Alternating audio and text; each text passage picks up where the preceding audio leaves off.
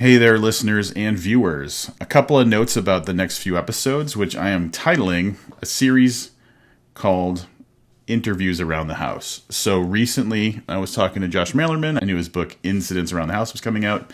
And so I said, hey, you're only like a 5-hour drive away. Why don't I just come up and we can talk in person? I'll grab a hotel for the night, whatever. We'll just hang out. And then, I'll crash there and head home the next day. And he said, yeah, that sounds like a cool idea, but you can crash with me if you want. And so that was the starting of an idea. And so I packed up a bunch of equipment, audio equipment, and headed up to Josh's house. And Josh and Allison were nice enough to let me crash at their place. And I spent a couple of nights there. And over the course of a few days, me and Josh recorded about 5 hours of audio. We talked about incidents around the house.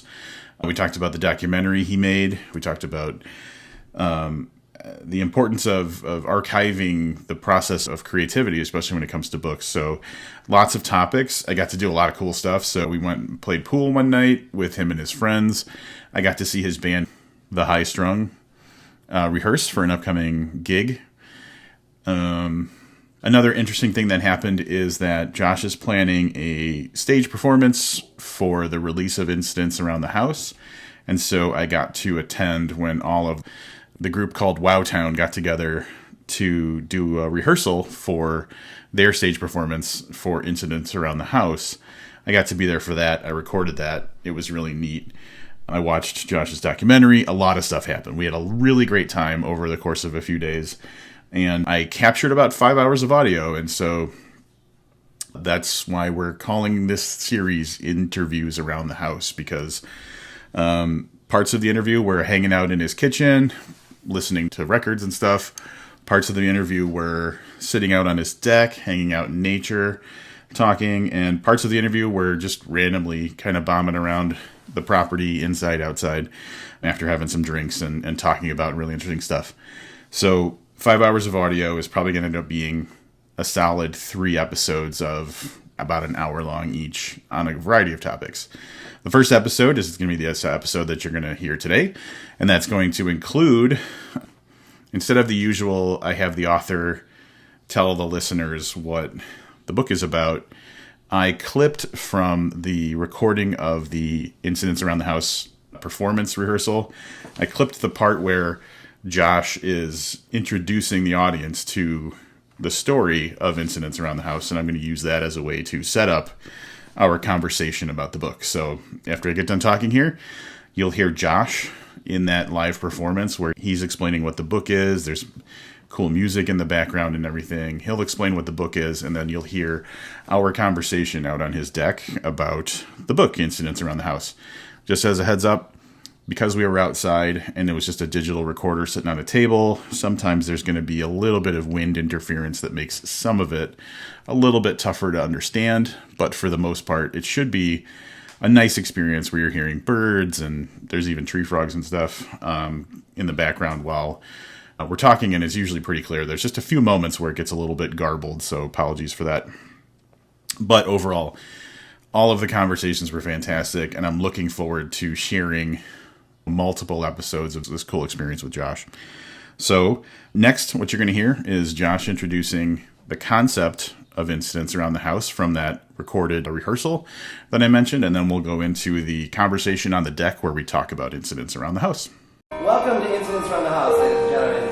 Finally solved my limited vocabulary problem by writing a story narrated by an 8-year-old. I was able to finally toss the thesaurus aside and use every word that is natural to me. And every word that I actually know. For the first time in my life, this book fully represents me. This is the story of 8-year-old Bela, who will be narrated by the 8-year-old Christy Billies. Bela lives with Mommy, Daddo, and there's something else in the house too that Bela calls Other Mommy.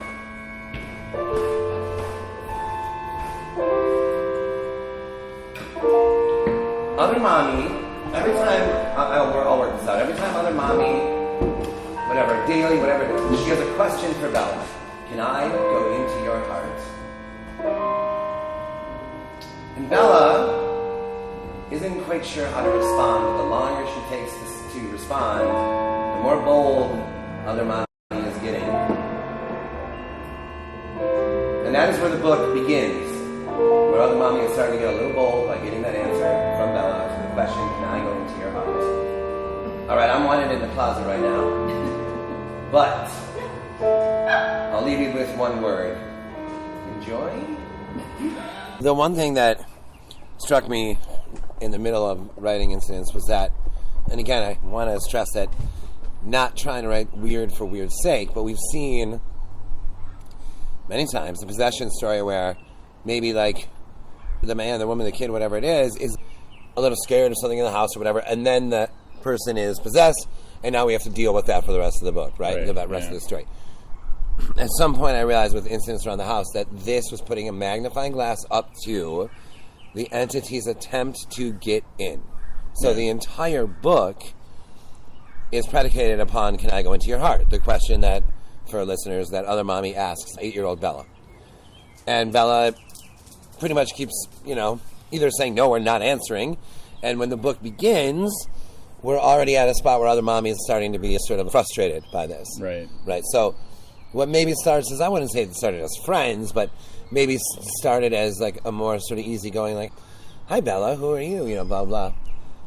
And has now led to other mommies starting to get a little bolder, more aggressive, and then as the book goes on, like, way bolder, way more aggressive. So, yeah, I think that's a good place to start, if you do, is that the whole book is really, if you think about it, it's a very small idea that is the whole novel, which is the entity's attempt to get in. That's the whole freaking arc. Right. Because, and you had said earlier, when we were talking before this, that you don't really see that part of it. It's the part that's not explored, because the part that we typically see is the actual possession and overcoming the possession and all that kind of stuff. So yeah, it's funny that you would think someone would have thought of that already, and maybe they haven't. We just don't know maybe about it, In Ghoul in the Cave, there's a novella called Liberty in Pieces. That is, so France gifted us the Statue of Liberty, right? And we always think like, oh, it was set up there first, then it was brought down, and then they brought it here. And then you think for a second, you're like, but wait a minute, so you're telling me that the Statue of Liberty was separated and at one point in time separated and in pieces on a barge or barges in the middle of the Atlantic Ocean? Yeah. So it's fun to imagine the giant head on a barge or the torch or whatever, and this aerial view and this nighttime of the Statue of Liberty being shipped here. Same thing. It's a part of the story that is easy to just overlook. They gave it to us. They brought it here. Yep. But well, hold on. What does that mean? They brought it here. Right. What happened there on the bringing it here? Same thing here. The thing is trying in a different story. The thing possesses someone. Oh, okay, but how long did that take to happen? And what exactly went down to get inside? Right. Because why couldn't an entity just like step right in and just step right into someone? Yep. Or is there some work involved? Is there some cunning involved? Is there an invitation needed? Yep. Is there whatever it is? So, yeah. Well, I think too, when we were talking about Spin a Black Yarn, we were talking about ghost stories or haunted houses, and I brought up the topic of, when you're watching a haunted house movie, eventually you come to the idea of like, why don't they just leave? Yeah. And so you kind of address that idea in the book too. I don't know if that's a spoiler or not. No, I don't think so. I think that's fine. Yeah. The idea of hauntings might not necessarily be to the house, but maybe more to the people. Yeah. This family definitely tries to leave. Yeah. And that's cool too, because if you can't just leave the thing, either you're stuck with it forever, and now this is your life, or you have to figure out what to do about it, right? Yeah. Which leads me to one of my favorite things about this book, is how nobody fucking knows what to do. And we talked about that before, about how, I think in realistic terms, if that happened to me tomorrow, what would I do? What would I realistically do? Let's ask. What would you do? If you walked in to one of the kids' rooms and you saw other mommies sitting on the end of the bed talking in your voice, and the kids on the bed listening as if listening to you, what would you do other than grab the kid and run like a madman? What would you do? It'd almost be even scary to grab the kid, because you have to get closer to the thing on the end of the bed. Yeah. It would be such a... It's funny because we're not looking for realism, right? I'm not. Meanwhile, that's a very realistic thread through incidents around the house. Like, hyper realistic is that nobody knows any more than even Bela does. Yeah. And like you said in the car, in a weird way, Bella's kind of the biggest expert of the bunch, and she didn't fucking know what to do. So it's like, she's the one that's been interacting with other mommy the whole time. It has a sense of the mood or the spirit of other mommy. Right. Temperament.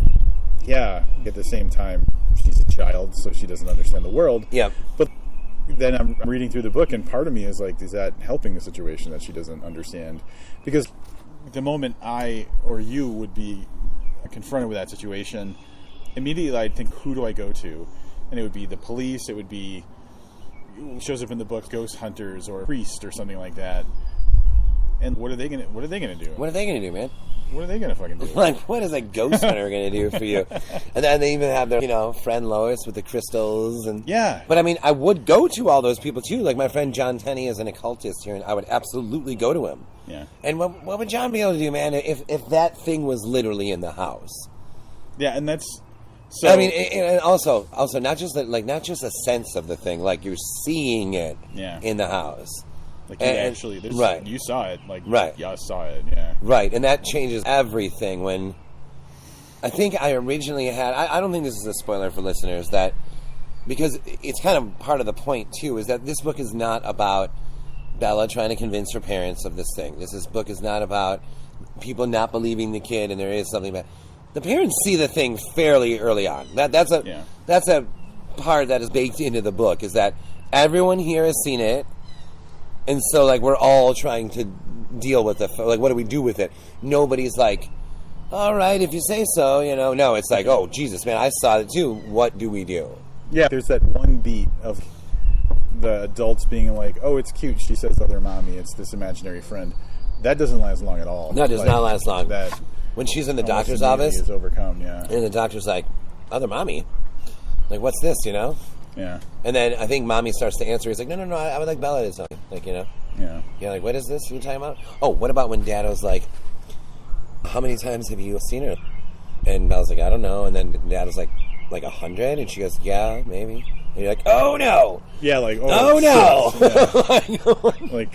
Yeah. And as a parent, which I'm not a parent, but I have to imagine that how much do you feel like you failed your child if this thing that you is unfathomably like horrifying has been interacting with your child for like weeks, months? I'm going to say, what do you think it is? Months? It feels like months, right? Months, it feels like months. Yeah, not years. It feels like months. Yeah. Yeah. Because you got to think of like the timeline of the mind of a child. Yep. If it was definitely months is a very fucking long time. Yeah, months is a real long time. Yeah. But months is enough time for that number of interactions to happen. Yep. 90 days or whatever, 120 days. Yeah, like she's seen it every day. And that's another thing, too. It's like, oh, God. When you see, like, the video of the snake that falls through the roof of the... Or if somebody lifts something in a house and there's a giant spider. This whole time, other mommy, what do you mean? This thing's been in... Like, forget Bela for 1 second. This thing's been in my house for 6 months or whatever? Yeah. Like, oh, dude. What about when Daddo is with Bela in Bela's bathroom and he's like, oh, boy, wow. Right. And he smells something. Yeah, he's like, oh, Bela, man. He's like, we got to clean in here or whatever. Yeah. Because that's an adult mind, too, is like, we're going to find the most logical explanation for what's going on. Yeah. You wouldn't naturally go to, oh, there's an actual monster living in my daughter's bathroom. But yeah, 100%. I like how the boldness of other mommy kind of evolved pretty quickly, too. Like, in the very beginning, it was, you saw through Bela's perspective that it started out really innocent. Like, is it okay if I come out of the closet? Might you like me better in here, or is it fine if I come out, or But then, so early on, the parents have a party where, like, I have a bunch of friends over, and one of the partygoers sees other mommy, and, like, that's just pandemonium kind of at that moment. Yeah. But then that was the first time we understood that other mommy came downstairs, I think. Yep. And so... Right. At that point, we're like, this isn't just in a girl's closet. Right. This thing is... And not only that, this was... I think Marsha's the only one that saw her in that moment, but can you imagine that scene in a movie if, like, it's a party and, like, people... And then Marsha, like, looks over, two people sort of separate, and other mommy's, like, standing against the wall looking back at her or something. Like, oh, man, would that be good? Yeah. There are, like, so many moments in this book that would just, if it's just let it be what it is, and just do it a little underhanded, a little understated, and... Oh, God, it could be so chilling. Yeah, and that's what I think about. Like, one of the things that we talked about Mike Flanagan separately, like, last night. And I think one of the things that he does so well is not putting the scare, not like rubbing your nose in it. Yep, totally. With, the Haunting of Hill House. Sometimes you didn't even realize the ghost was in the background unless you were, like, really paying attention. But if you were paying attention and you saw that thing, it was like, holy shit. Like, it was so effective because he didn't say, it's a ghost now. It was just like, some creepy shit's happening if you know, are good. And there's like a subconscious thing to that too, right? Even if you're not aware of, even if you didn't see it. Yeah. There's some part of you as just a person that views and recognizes that something's off and I don't even know what it is. Like, this conversation seems unsettling. Well, actually, there's a ghost that you haven't quite noticed in the background here, watching you watch this. Yeah, and I'm huge on that. We talked about Paul Tremblay earlier with just a brilliant, that deft hand of the underlying dread. Yep. I think Dathan Auerbach is like that. We were talking about Sarah Gran, Come Closer is like that. Oh yeah. Pen Pal is for sure like that. Another one is Andrew Michael Hurley. The Loney is like that. That's my favorite stuff. And I think, I don't know that Poe does it quite like that, because his is more like manic and stuff. And I don't know that Lovecraft does either. I don't think Stephen King does either. Yeah. Maybe here and there he does or something, or there's moments of it. But that undercurrent of dread where, you know what does it? I'm thinking of Ending Things, Ian Reid. Did you read that one? No. So, okay. The first half of the book is just like a car ride. Two people talking, and it's just the whole time. It's just like, oh, God, this sense underneath, beneath the story vibe that is just like, oh. And that's always been my favorite stuff, and I feel like, I know Incidents is a little more overt, but I feel like it's here also. Well, it's funny that this is the topic, because the thing that I immediately go to is Bird Box, because like the thing that I thought about with Bird Box was I constantly felt anxious the whole time I was in that book. This trilling kind of like anxiety was through the whole thing consistently. And so when I would recommend the book to people, I'd be like, this is a great book if you don't mind just being freaked out the whole time. Like, reading good. It. So like that's that kind of thing too, where it's just like a baseline that's unrelenting. I think Bird Box is one of the better examples of that too. Yeah. Awesome. I thank you, and that's freaking amazing. I think that Incidents is like, if you're regularly putting out books and your body of work is getting bigger and this kind of thing, I think, I don't know if this happens for everyone or not, but I feel like Incidents is like a landmark moment for me in my career, I'm not talking about his sales or any of that way. We have no idea. It hasn't come out yet. Yeah. I'm not talking about that. But I mean, in terms of, it's balanced something out for me. There's the colorful, ornate, unburied Carol, Goblin, Ghoul in the Cape, even Gasoline Yule, where things are like, and I'm not saying those books aren't scary or don't have scary. I mean, in fact, I kind of love that side of things more almost. Right. But that colder side of Daphne, Bird Box, Carpenter's Farm, and I think Incidents Around the House has balanced that side of things out for me in a way that I'm currently sitting at this sort of like even.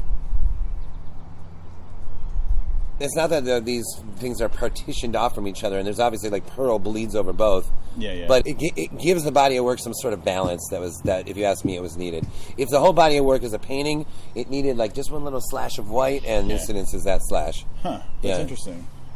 Yeah, because now I'm thinking about.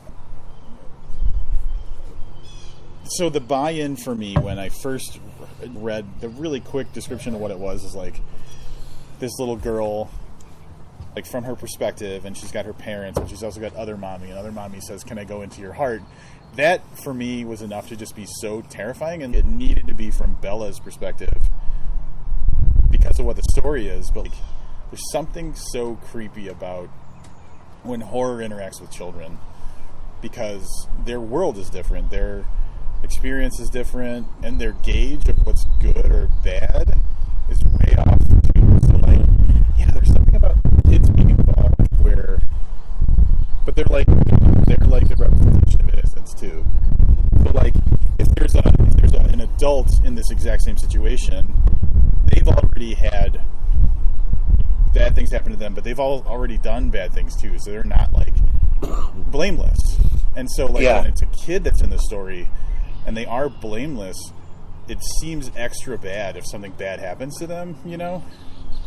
So the Yes. stakes are different. Well, and I also think, yes, 100%, and I also think that there's like some subconscious thing that's like when you were Bela's age, you believed something like this was possible. Yeah. So yeah. if you put the reader in Bella's state of mind and in that age, maybe that, and now it's not two people talking about a book over a microphone. Now it's a guy or a girl like reading in their bedroom late at night. Yeah. So, and if you have them in that state of mind that these kind of things are possible, and then something in the closet is saying like, "Do you like me better in here?" Yeah. Like then you're like, "Oh shit." You know, if I read Incidents Around the House, if I read that when I was 12, I would be like, "No, nope." Yeah. I'd be like, "No, Mom, I can't read That's this." the thing. That's the Jaws thing. Like, I saw Jaws when I was a kid. We had a pool in my backyard. Yeah. And Oh, I was wow, 100% convinced that there was a fucking giant shark in this pool that was like 20 feet wide. Yeah. It made no sense, but that was real to me. Like, Yeah. that was my reality. Was like that. I know that there's a goddamn shark that's going to eat me in that thing. So, like, yeah, like, it totally makes sense. I don't even remember making the decision to tell it from Bella's point of view. Oh no, I do remember because no. I just wrote that first. You know, I don't know if you remember, but the first chapter is real short. Yeah. It's like good night, yeah. Mom, and good night, Daddo. You know. Yeah, it's like 8 lines. Yeah, it's like 8 lines or whatever. So that's all I wrote first, and then it felt like, oh, whatever this is feels good. And then there was I wasn't using quotation marks. I wasn't indenting like the action sequences. And it started to feel like even like the format started to feel like maybe a child would have told this because she would have not known to use quotation marks.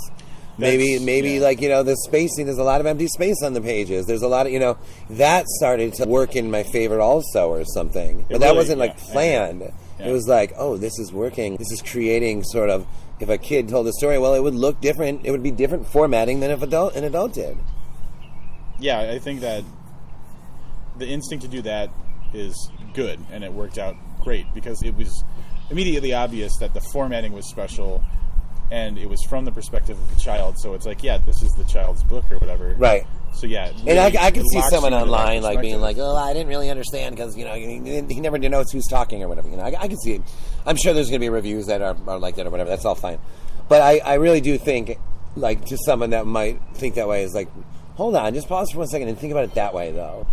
That it's an 8-year-old telling you this, and it just, an 8-year-old, even if she didn't write a book, right? But if she's telling you this, it would look different than if an adult told you that, and so I think that adds, yeah. Right, and it's like anybody who's going to complain about that, it's like... Well, shit, man, that happens. they will. They will, but it's not like you as the author are expected to do 100% of the work for you and me. Right. Like, you do, Right. You make the story, and it's up for me to bring along my imagination and my suspension of disbelief. And it's up to, I think, it's up to the author, and I think most authors and movie makers think this way nowadays, to trust you. Yeah. Like, it's up to, like, trust that they're going to get it, man. Yeah. You don't have to, like, everything doesn't have to be so perfectly, you know, you don't have to be like, oh, well, they're not going to know who's talking. Yes, they'll figure it out. Yeah. And after, like, the first 2 people that read it, I think maybe it was Clay, was, like, one of the first blurbs, and I wrote him, like, hey, I just needed to know, like, did it work? Like, the formatting work for you? And he was like, 2 pages in, I understood everything, the formatting for the rest of the book. I was like, great, done. Yeah, I would think that maybe if you made it in a more traditional way, it would take you away from the perspective of Bela. Me too. And it would make it feel like, oh, this is an adult trying to write like a kid.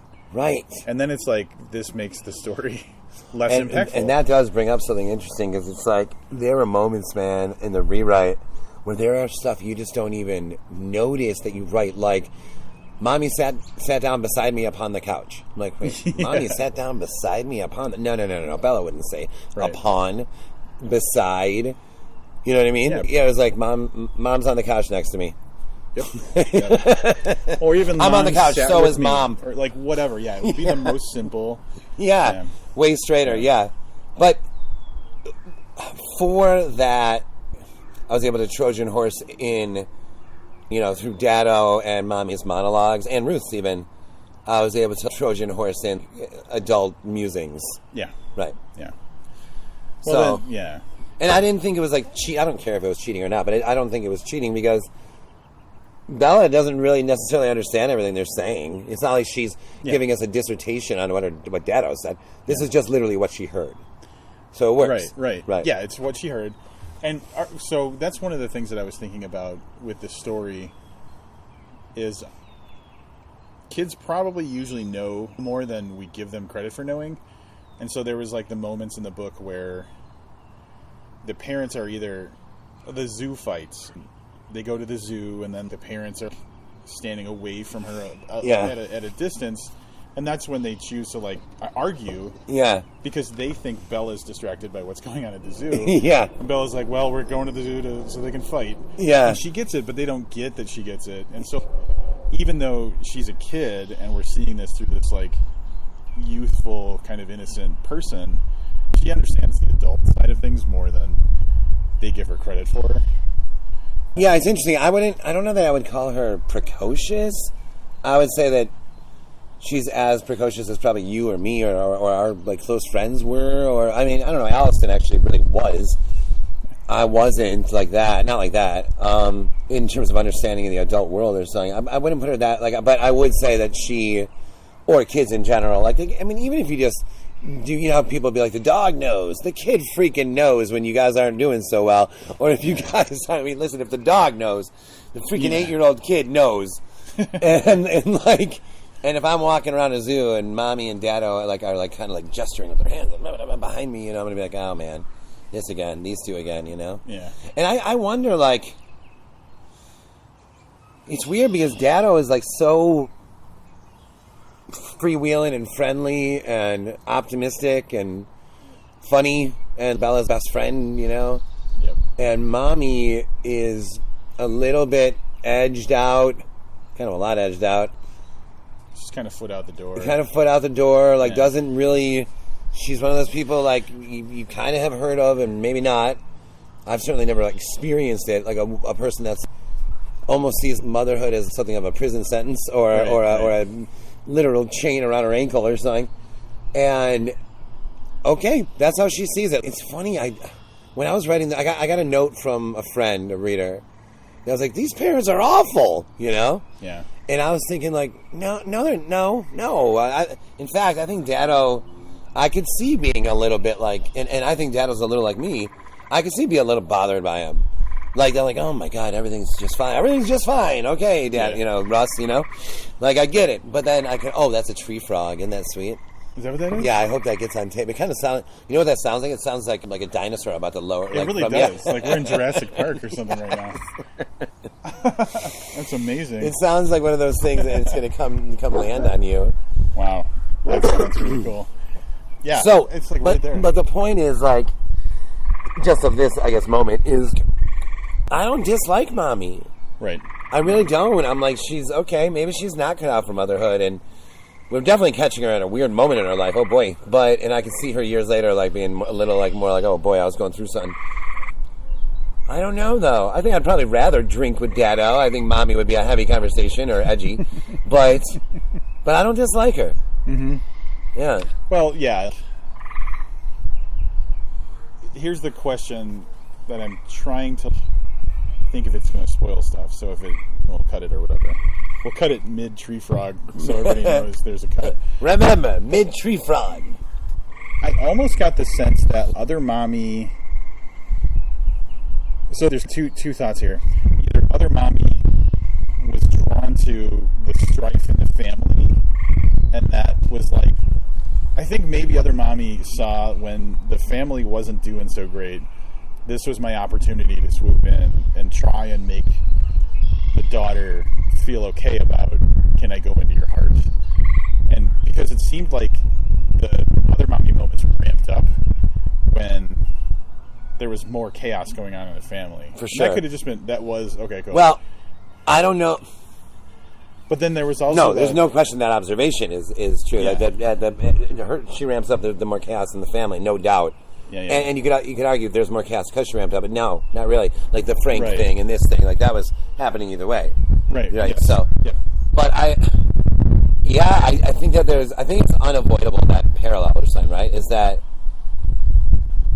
Bella's parents' marriage is falling apart, and and something that she at least calls other mommy has arrived. Well, and it's here to ask for an invitation, really. It's saying, can I go into your heart? Yep. And so that's not a coincidence. Like, other mommy must. It's funny, I'm answering as if I don't know for sure. But it's like, I would guess that she, in wherever she is, or it, sorry, really, it's an it, wherever it is, sensed, This is my chance. this is a chance right there. Yeah. Because it wasn't... This kid needs a friend. Oh, yeah, totally. Because when the parents... So the thing that I thought was really authentic about the parents squabbling and everything and trying to make the kid okay is that they totally missed the point of what the kid needs. And they just try to placate. Everything's okay, everything okay. We're not having trouble. Obviously, they're having trouble. Obviously, they're having trouble. So instead of doubling down on being good parents, they're just kind of like, don't worry about it. Yeah. Everything will be fine. Yeah. Even though they don't believe. And Daddo's even like that. Yeah. Right. And he's like the coolest guy or whatever. Daddo's an interesting one, man. I told you earlier, I just feel like saying it on tape, too, is that he's just one of the most fluid characters I've ever written. Sometimes you'll have a character where you don't need to even think what they would say, what they would talk about. Like, is that him? Is that her? You know, in the new book I'm working on, I'm totally worried about that shit with this one woman. But with Daddo and Mallory and a few others, it's just been like, nope, I don't need to rewrite a single word you're saying. Daddo is real fluid for me. That's exactly how I react. Oh my god, me too. I totally am that guy. There's that one moment where Daddo gives like the differences between being startled, shook, afraid, and then it's like we say scared for all these things, but are we scared every time, or is it just like you were startled this time, or you were? Because they're very different things. Are you actually scared right now, or are you something else and you're calling it scared? Right. Somewhere in there, he says something like, I know things must be really hard for you right now, and then it cuts to her narration. She goes, oh, I know, I just know that he's about to like try to make me feel better, and his next line is, but I think we're really going to get through this. Yeah. And it's like that moment encapsulates like that's the Daddo experience, and that's why you could kind of see like, all right, dude, okay, but like this is freaky, and he definitely knows that. But like he would almost feel better if he finally let himself lose his shit. Yeah, you almost want Daddo to like punch a hole in the wall. Because it crosses the boundary from being the guy who wants to be calm and in control to being the guy who's just in total denial about what's going on. Yeah, right. And that's a useless person. So like what we need is someone who's useful. Yeah.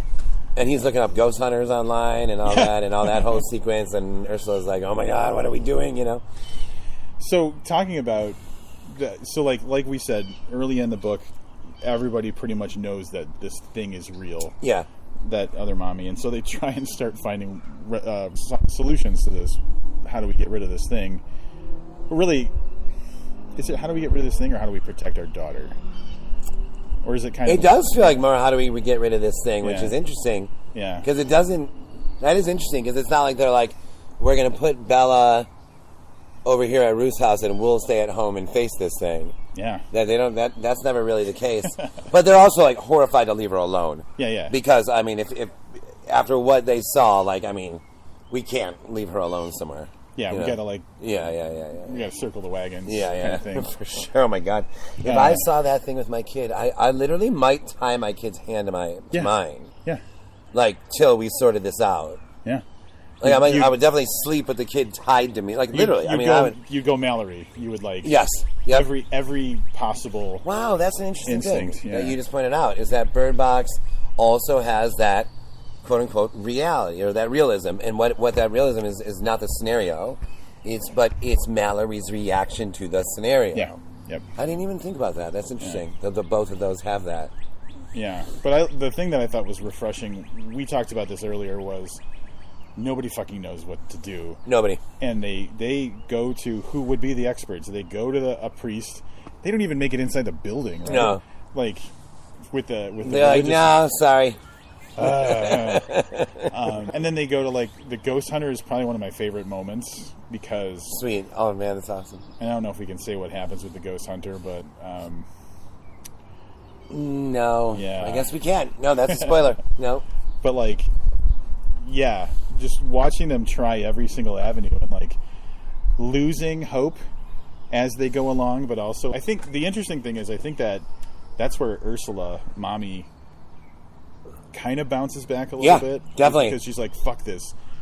Everybody's failing us. Yeah, we got to. It's up to us to figure this out." Yeah, but that like, when they're out on the lawn after the whatever, and she's like, "We have to do that. We actually have to do this, you and me." Yeah, but like she gains strength in that moment. Yeah, she still doesn't know what she's doing, but like she's like doubled down and resolved. And do you remember the scene where they're like getting ready for what comes next? Like where they're taking a shower, like trading in the shower. Yes. And, yeah. Like that was that for me when I was writing that, I was like, oh my god, that felt really realistic to me too, because it would be like to have gone through all that. It's like we're gonna face this. It's like, all right, like let's let's prepare for battle or whatever the phrase might be. Let's get ready. Oh my god, we're doing this. You know? Yeah. It's good stuff. What else can we say? What else can we talk about it? Right, because it's a little hard because of spoilers, right? Yeah. It's weird because in a way, the whole book is made up of spoilers in a way. Because even the fact that like they see it isn't on page 1, and it really matters that they see it and how they react. But I mean, at some point we got to be able to talk about something, right? So yeah, right. All right. So I'll read. We talked about the priests. Those were the priests I know. And that was the sounds they make, walking away from us. It sounded like the whole world walked away from us. Oh, man. Holy crap. That's from Bela's perspective. Like, that's a kid thinking that. Yeah, it feels like the whole world, because it was like, they'll be able to help us. And they didn't even go to the house to check it out. Yeah. They didn't even ask Bela a question. Yeah. They're just like... Mommy and Ruth go in and talk to them. I can only imagine that conversation. I can only imagine what Mommy was like. And they walk out. Like, oh my god, they said no. And the priests are like walking up the street. Yep. It's almost like they give Bela one look of like almost like, I don't know, almost sympathy. Yeah.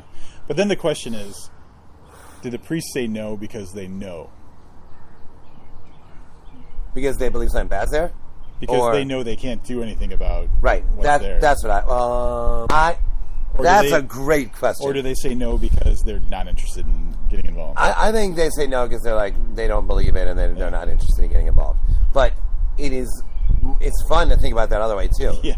Yeah, where they're like, they're like, we're not the person that you need. That would be really cool. We actually can't help you with this. It sounds real. We have no idea how to help you with this. Right. But you can feel like, I think when they choose not to help, you could feel that betrayal either way. Oh, yeah. Yeah, no, it's religion can't help. Occulted, mom, dad, family, friends. That scene when they're at Amanda and Dan's, and then Amanda and Dan are like, "Hey guys, and they're like, "Come on, you're not telling us to leave, are you?" And they're like, "Listen, man, you're really freaking us out." And it's like, "Oh, dude, you're gonna make us go." But I don't know if you remember in that scene, he thought that he saw Amanda upstairs. Did you catch that? Because Dan's like, I thought I saw Amanda like crying upstairs or whatever, but she wasn't up there at that moment. And you're like, like, what is going on in this house too? Yep. So I was talking to my friend James on the phone when I was writing it, James Hall, and I was like, he's like, so what is this one about? What's it called and what's it about? And I'm like, I don't know what it's called, but so far it's just a series of incidents around the house. And I was like, oh, that's it. Yep. That's it. That's the title. That's the title. And he was like, yeah, great. And then I actually kind of, I don't need to get too deep into it, but I actually had to fight for the title. No kidding. Which is somewhat rare. I think I've only had to do that a couple times in my career, but this one I had to fight for it. And I was like, no, this is good. This one stays. Well, I'm glad it stayed, because otherwise we wouldn't have come up with interviews around that. Yeah. But did you get pitched like other titles and stuff? Or I did, but I don't want to embarrass them by telling you what they are, because they weren't great. Yeah. But like I love them who pitched them. I'm not trying to be politically correct. I do love them, like adore them.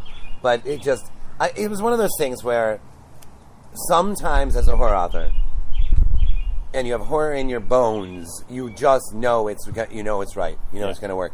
When Bird Box, when we were first chopping Bird Box, Kristen, my agent, said to me, just so you know, likely we're going to have to change this title.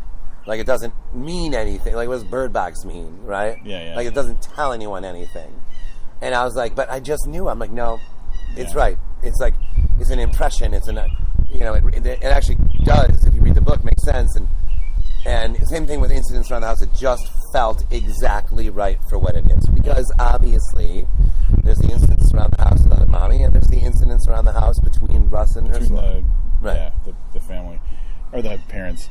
So then I'm thinking about, I was wondering if it was like a once bitten, twice shy kind of thing, because you said that Pearl should have just stayed on the Day of the Pig at some point. So well, but that one was me. Right. That was my mistake. Yeah. I like Pearl though. I don't. You know what? I do too. And I think it was Ryan Clark. You know Ryan Clark from Gibson's in New Hampshire. In New Hampshire. Oh God, Ryan Clark. You got to meet her, man. She is the best, man. And she said the same thing, that she really liked the name Pearl, and it made me feel like, okay, fine, maybe I should. But we were putting it out wider, and I don't know. It just like. It seemed like, that we should title it something different or something. I went through this stupid moment where I was like, but I do like Pearl, though. Well, I mean, it's probably rare that you get a chance to have two iterations of the same thing. But Pearl, the fucking cover for Pearl is fantastic. The U.S. cover, I don't know if it's different in... The Little John farmhouse thing? Yeah. So, I didn't draw that, but that whole thing was my idea.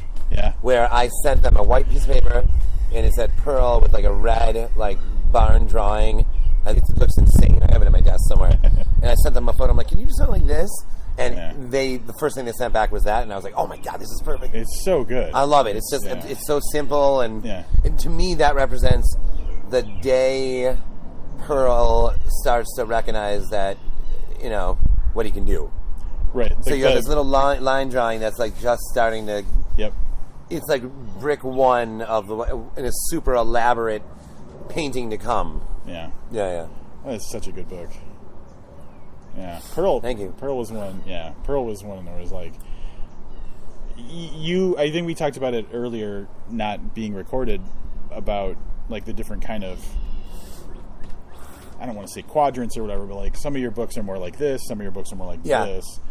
And Pearl really felt like down and dirty, just really horror, like just like horror for the sake of being horror, if that makes sense. Yes, for sure. Yeah, I feel like Pearl, Daphne.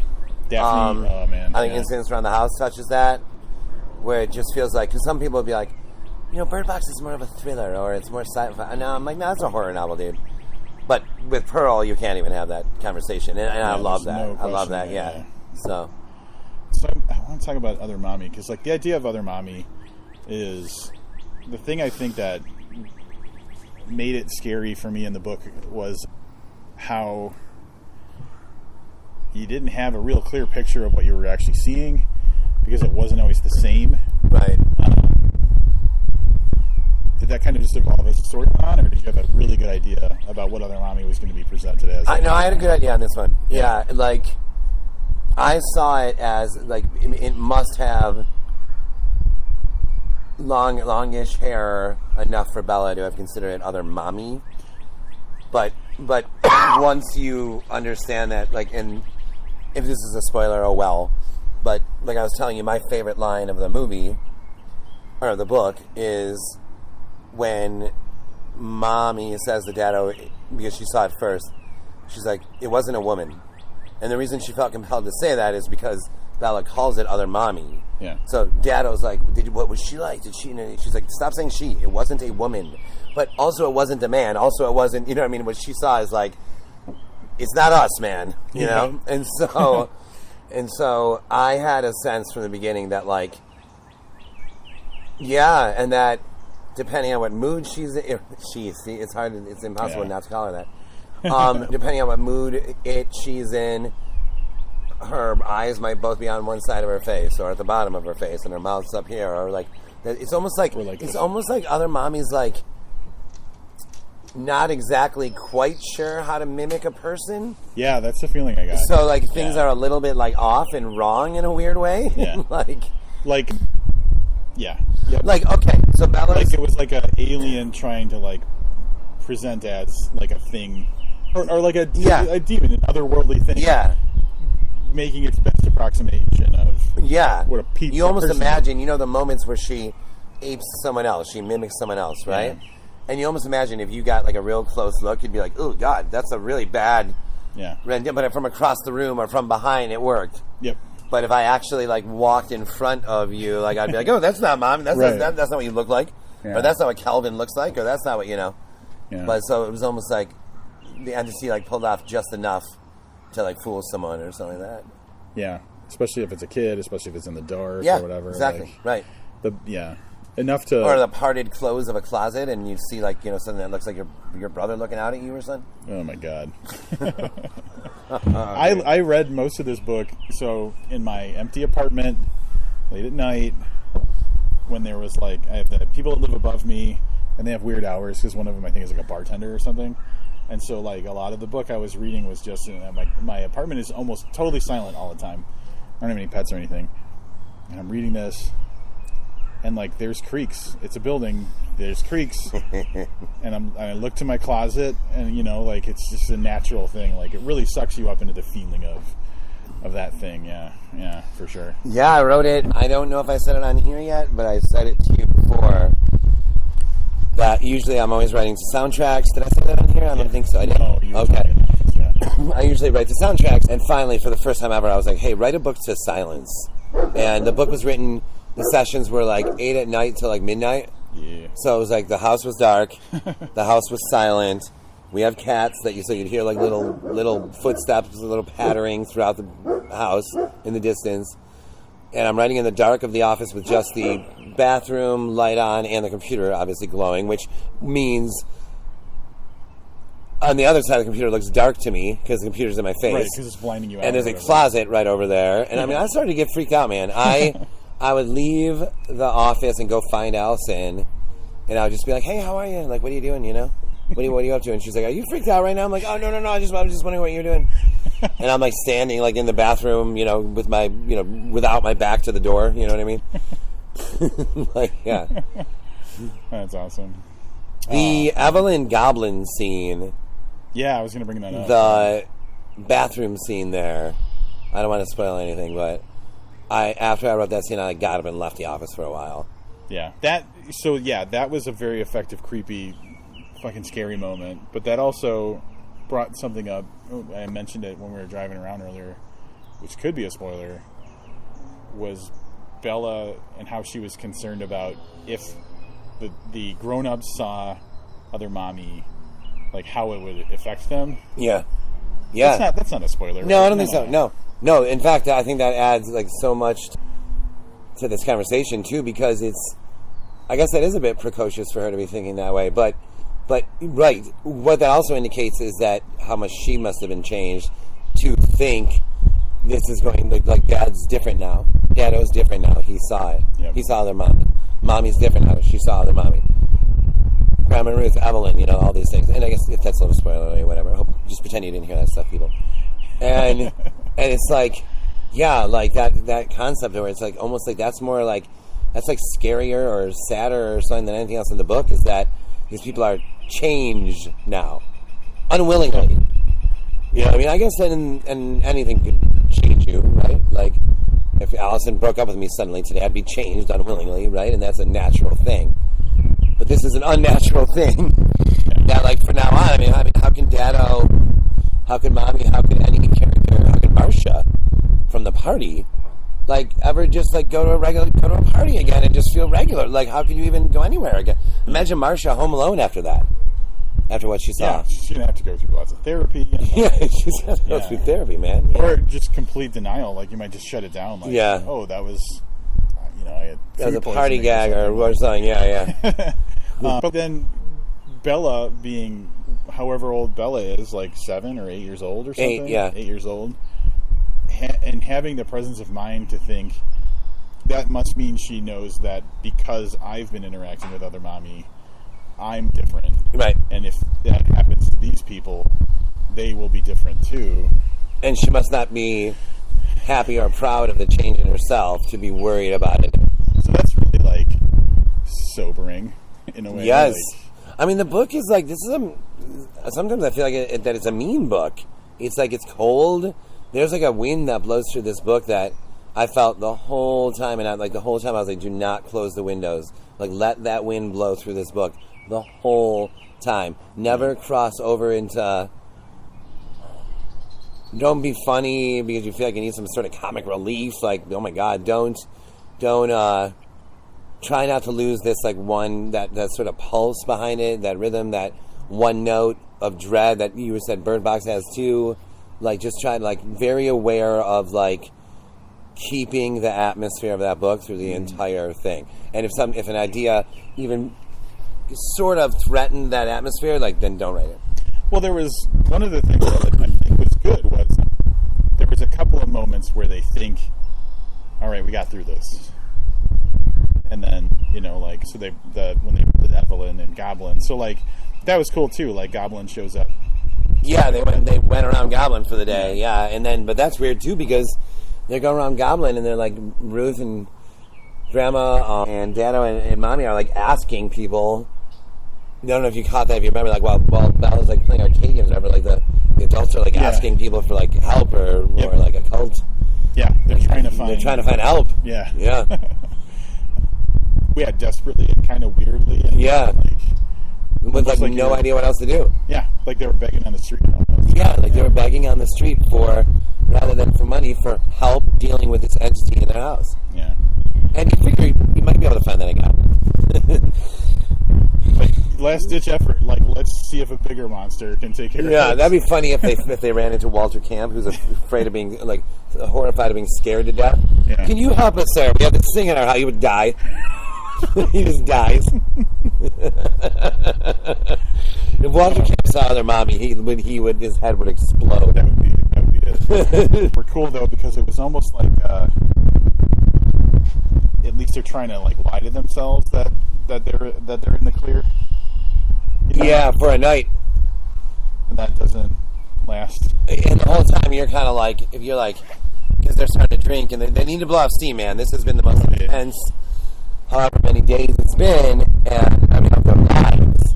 Although, remember, at that moment, Daddo hadn't seen it. Yeah, that's true. You know, so he didn't understand. He believed Ursula, but it's like, so like they start blowing off steam, and you're just reading that like, oh no, oh guys, it was like a ticking time bomb. Like, guys, what are you doing? Like, maybe one drink. What are you guys doing? They're getting like hammered. They got real hammered. Yeah. And there was that cute moment where, like, I won't say what happened afterward, but Bela just needed to use the bathroom, but there was no one else awake to, like, escort her. Yeah. And so it's like, what do I do? Do I just pee? She looks in the closet. Can I just pee in the closet? Yeah. Which understanding everything that came before that. Yeah. The closet is, like, the least safe space. Yeah. In, like, theory or whatever. So yeah, that was cool. What did she look for, like a bowl or a shoe in there or something? Yeah. Yeah, she was like, maybe there's like a bowl, so I don't gotta leave this room. Yeah. Oh, you could really imagine, like, it, like, opening that door and you can see, like, you're that age and, like, the wood floors and the bathrooms up that way and, like, Evelyn and Ruth are sleeping up that way and, like, I can make it to the bathroom and back. Right, you're doing, like, math, like kid math. Like, yeah. Can I do this? I can do this. You know, when I was a kid, this is a sad story, but my grandma had, like, Alzheimer's, and she would. I went to a grocery store with my mom and my grandma, and my grandma was carrying around a doll that she thought was real. Oh yeah. And so she was, like, talking to the whole time we were at the grocery store. And I'm like, it was just me, my mom, and my grandma and this doll, and she was carrying it around and talking to it like as if it was real, and then I'm like 10 or however years old, and that night I woke up in bed and I had to use the bathroom at my grandma's, and I went, and I'm going down the hall and I looked to my left, and I swear to God, the doll, she had, like, set it up sitting in a chair in the freaking extra bedroom or something, and I just ran back to the bedroom, into my room. I didn't go to the bathroom. I was like, I could, because all day Grandma was talking to it as if it was real. Right. And then it's just sitting there. And then it's just sitting there in this chair. And I was like, oh boy. I was like, I can't. I just ran back into the room. Good Lord, yeah. Yeah. Oh, man. Oh, yeah. So there was some feeling there, remembering that, of Bela opens the door and, like, you know, the kid math that you said. Totally, man. Can I get there and back? Oh, and then remember she sees the sort of discoloration behind the shower curtain? Yeah. And she's, like, talking to, Evelyn or something, I think? She called out to her grandmother, I think, and to Evelyn, I think. Yeah, okay, yeah. To see if someone was there. Yeah, right. And at that point, we're like, someone's there. Yeah. And then, but then, whatever. But yeah. Yeah.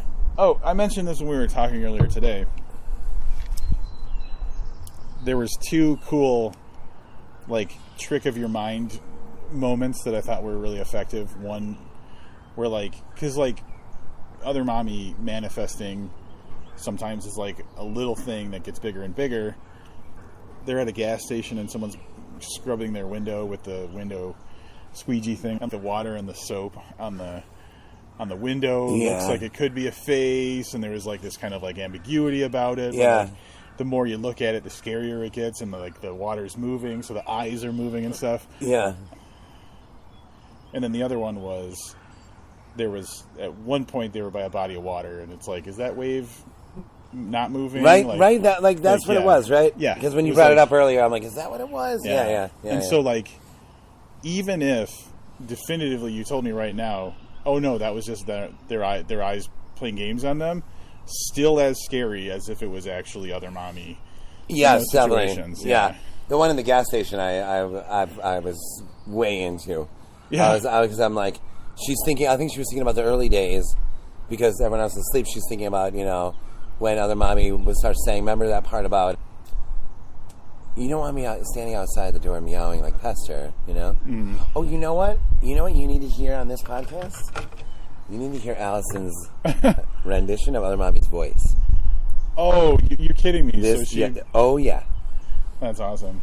Okay, listeners, I'm currently calling Allison to bring her outside to do the voice of other mommy. Why are you calling me?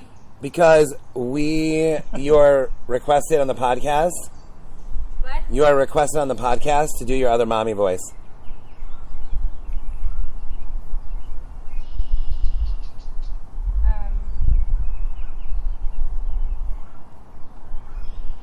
I gotta practice it. Okay, practice it. But then come over and do it. She's going to do this for the reading, and the first time she did it, we were like, holy shit. Yeah.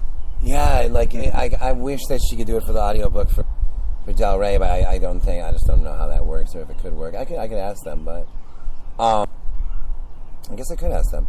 But it was just extraordinary. All of us in the reading were like looking at each other like, this is perfect. Yeah. Yeah, it's weird, man. She seems like she has a good grasp of, like, your vision in a way, like, when it translates into other things. So, like, obviously you've got your words on your page, but, like, she helps a lot with the live readings and, like, the costuming and the sets and everything. And it seems like she always really gets the vibe you're going for. Am I accurate with that? Oh, yeah. One of the most wild experiences of my life. Me and Christy, who helps narrate. Christy is playing Bela, like narrating Bela in this one. And so Christy and I are at this podium or whatever for Goblin. Mm. And the first scene is Walter Camp in the reading we did. I don't know if you remember, Walter's a really big dude. Mm-hmm. And he's like sleeps on the glass bed so that nothing can be hiding under the bed and anything. Right. So she made that bed. That bed is out on the stage. But where's Allison? And we don't know. She's not here yet. She's not at the library. And the gig is starting in minutes. And Christy and I are like, I don't know what to do, man. I think we just got to read the scene without her, And we're standing there, and so it's dark in the room. Everyone's seated in the room. I mean, we're talking minutes. And we could see, like, through this back from where we were standing. You could see through this backstage area where we were. And I look back there, and with, like, 2 minutes to go, I see a giant guy, like, in his pajamas with like a blanket, like walk by that like little view that I had, and I was like, Allison is not only here. I hadn't seen any of this, but she is 100% like dressed up as Walter Camp. Yeah, like 100%. I had not seen it.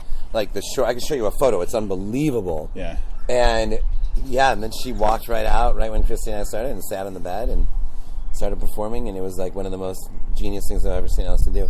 Wow. Yeah. That's incredible. She also, in the Daphne reading, that one begins, so we did that one in a gymnasium. That was awesome. Everyone was in, like, the stands. Right. And I'm reading from the Spirit of Sam Hatton, this, like, rock that all the kids sign in town. And it opens with Kit making this free throw, but she asks the rim a question as she shoots. Is Daphne going to get me? That kind of thing. Yep. In the rehearsal the night before, I'm facing the empty stands, and Allison is Kit, and I'm like, and then she shoots, and I hear the clang, and I'm like, oh, fuck, she missed it, who cares? And then the next day, I say to her, like, take that shot, and she goes, of course, what do you mean? I was like, okay. And then the night of, man, I'm reading to 100 people in the gym, and it's dark and fog, and Allison's at the free throw line, like holding the ball like this for like while I'm talking forever. And then I was like, and it leaves her fingers. And then I hear her go, swoosh. And I was like, oh. And the whole gym went, oh. And I was like, Allison just made that shot while I was narrating it. I mean, talk about ballsy, talk about clutch. Yeah. A dude is narrating you making a 10, whatever, I don't know, what is the free throw, 15 feet? Whatever it is, 10, I can't remember right now. Narrating you making that shot, and she made it in front of everyone. Oh, it was gorgeous, dude. It was Oh, that's so beautiful. I know. It's so perfect. So she was, Nurse Ellen in Black Man at Wheel. She was Smoke in Unburied Carol. She was DAD in Inspection. She's done all this shit. She did the art for the Earthling Goblin book, right? Yeah, that's what the painting is. You see the Goblin painting? That's what that is. Yeah. Yeah. That's fantastic. Yeah. I always thought, and this is just me maybe being dumb, but like I always had a suspicion that you used her silhouette for Daphne, the cover of Daphne. No, it just looks exactly like her. No, I know. Yeah. When the first time they sent that to me, I'm like, this is crazy. Like this, I don't know how this worked. That it's equal parts like it works for Daphne and Allison.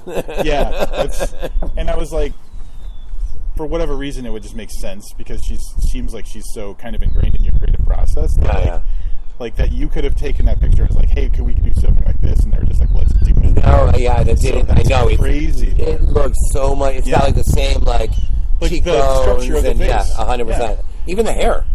Like it works. I know. I really. Does she agree with that? Yeah, I think so. Yeah. I think so. Yeah, that's wild. Yeah. Daphne's cover is really good. I love. Oh my god, I love that one. They didn't send me anything else. That was like they sent that. I was like, we're done. Yeah. They're like, no, don't you want to see? I was like, no, we're done. The font has got like that older. Yeah, it's awesome. To it and everything. Yeah, that's good stuff. Daphne. I was gonna make some jokes at Allison. Like, that Pearl was also based on Allison. No, I like the thing about the cover being like, here's my rough idea, and they just made it. Yes, they just made it I know. Yeah. That was amazing for me, man. I was like, really, you guys? Okay, you took that idea, sweet.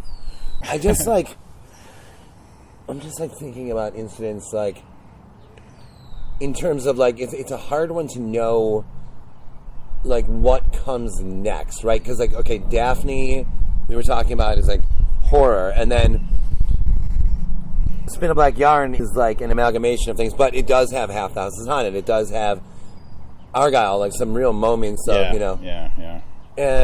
But it is more expansive. Then Incidents Around the House is really tightly horror again, and it's interesting to think like, not strategically, but just like atmospherically, mood-wise, what follows this book, I wrote a nonfiction book at Del Rey. Speaking of scaring incidents, here's how they're wanting me to weigh in. Bela, can I go into your heart? Please let me in, Bela.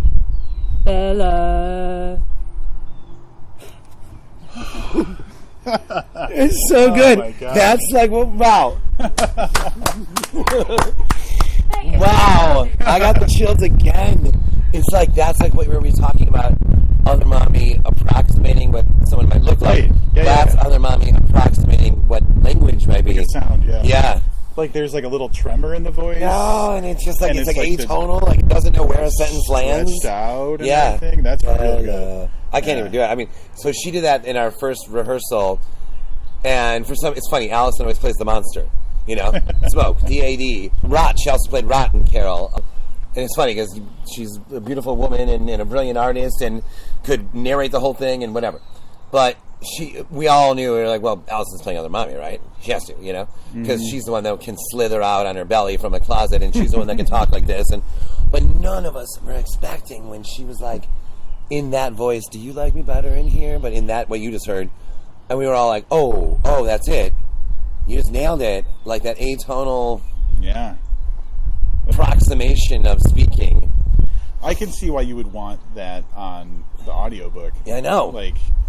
I know. I'm thinking about talking to them about that, like sending them this and be like, it's not unprecedented, like for authors to be involved in their own stuff, or like in this case, I can see it being like a gigantic hassle for them, but also not really. Why? Because how many lines does Other Mommy really have? Right, and like some of them are the same thing. And when well, that's a spoiler. There are times where she would be using someone else's voice, right? So Allison doesn't have to do those. Yeah, right. So we just need the. Do you like me better in the closet? Can I go into your heart? Yeah. That's you don't want me to be like pester. Yeah, like upset. It would be like 20, 30 lines. And so that is a possibility. I just need to tell them.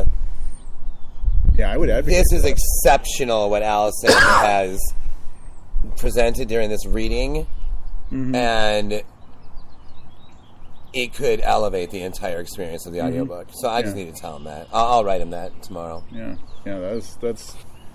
that is very impressive stuff. She just came right out and did it too. Yeah. That's one of the great things about Wowtown is there's some like real like just like almost shameless performers like James Henry Hall. I swear if we were like, hey man, we're all doing it naked, he would do it. And then if he was the only one that showed up naked, he wouldn't care. He'd be like, all right, well fuck it, I'm gonna do it naked. And Allison doing all these. I remember we were all so nervous before the Daphne one. I don't know why exactly. We were all so nervous. And Allison was like, guys, we're just doing a book reading. Yeah. And it was like, okay. It's for anybody that's listening, Wildtown is the performers who do the live events. Yes. Yeah, so sorry. Yeah, Wildtown is a group of us that put on these theatrical readings of the books. Yeah. And Lily is just like, it's just interesting. It's like a bunch of personalities that are like, screw it, man, let's do it, Yeah. Yeah, it's good. Awesome. Yeah. You had announced, so the one that for incidents around the house is going to happen at the end of May? No, June. End of June. Mm-hmm. And I'm like, I could make the drive back up for that. Yeah. It could be fun. Yeah. You can stay here again. So going back to the nonfiction book, it's almost like maybe a palate cleanser. Yes, I agree. Yeah. Right. So, like, if we have, like, a career arc or whatever, it seems like a very good time to be like, okay, you know what? Nonfiction. Yeah. Because pause, like this, let incidents around the house, the mood, like, dissipate or something. The nonfiction book, by the way, real fast, is because I don't want anyone to... It's hilarious to imagine me having done any research. It's about, like, this unbelievable, profound night that Allison and I had 12 years ago. In which Allison had never seen the movie Evil Dead. Mm-hmm. And so, I guess I'm really just giving everything away right now. It's called Watching Evil Dead. And it's the night that Allison sees it for the first time. And we watched it with this other couple. And Allison and I were just new to each other. And I just got a book deal. So it was this exciting new, like, oh my God moment. And we were watching it with a couple that I think it was their last night together ever. Like, they, like, hated each other. Yeah. So it was this incredible night of young love, dying love, of standing in the precipice of, like, a career in art, watching a movie, like, their first movie. This is my first book. Like, so many giant questions. Yeah. And we're all, like, getting drunk and high and, like, crazy, like, discussing all these things. And it's a 220-page book or whatever. And when I was done, I was just like, if I can find anyone to put this out, I don't care at all. Just I wanted to have a cool cover, and if it gets in stores, that would be amazing. And Kristen, I sent it to Kristen, my agent, and I was nervous because I'm like, she's going to be like, the hell is this, Josh? It's literally a book of you guys just hanging out for a night and talking. And then right after I sent it to her, I was like, you know what? I think Kristen's going to like this because this is a book about writing and falling in love with writing and falling in love with, like, this whole thing. And she loves books. And so Kristen calls me soon after. She's like, this was great. Mm-hmm. Like, I love it. I'm going to shop this to Del Rey. I'm like, really? And then she's like, we got to temper our expectations. Del Rey, I don't even know if they do this kind of thing. And Del Rey made an offer already. They read it and made an offer. So That's So awesome. watching Evil Dead is maybe that is the right follow-up to Yeah. incidents like something a palate cleanser, like you said. Well, and it times kind of not simultaneously, but like near to the documentary stuff. Yeah, exactly.